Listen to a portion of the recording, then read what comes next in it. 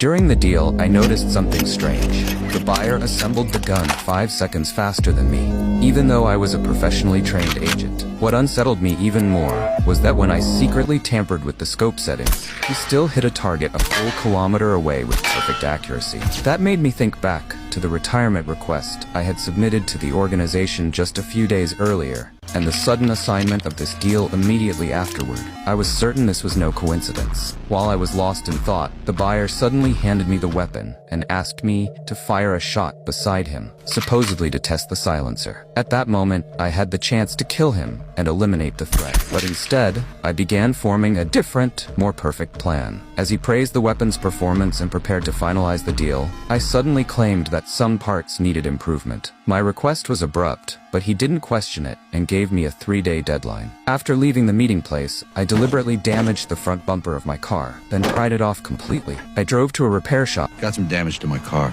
And, while the mechanic was busy, secretly collected spare parts for my plan. Back home, I laid out the stolen pieces, hammering metal washers into the exact shape I needed. I carefully built a convincing replica weapon, piece by piece. I cut a stolen steel pipe into 12 segments, stacked them with the washers, and sealed them in a custom casing. The result? A perfect fake silencer. To match it, I bought a second-hand gun from the black market, took it apart, and rebuilt it with tiny adjustments that made it look authentic, but function differently.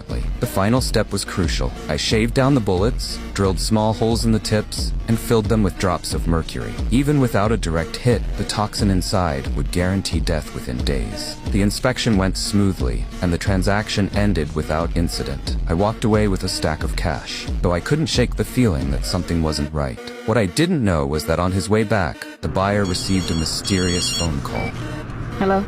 What happened? There wasn't the opportunity. Find one. I'm following him now. That night, I debated whether to confess my deception to him, but events quickly changed my mind. I realized someone was tailing me since the moment the deal ended. I ducked into a shadowy alley, drew my gun, and circled behind the stalker. Just as I was about to pull the trigger, a motorcycle sped past, startling us both and letting the stalker escape. The incident confirmed my worst fear. The organization wanted me dead. The next morning, as I packed to leave town with my wife, I discovered something chilling. The man who had tried to kill me was none other than the mysterious buyer himself. Who do you work for? Say, you. This proved beyond doubt that the organization planned to wipe me out completely. Hoping to disappear, I took my wife to a remote cabin in the snowy wilderness. But peace didn't last long. One morning, I spotted unfamiliar footprints in the snow outside my door. I quickly pulled my wife behind cover. A bullet whizzed past us seconds later. Through careful observation,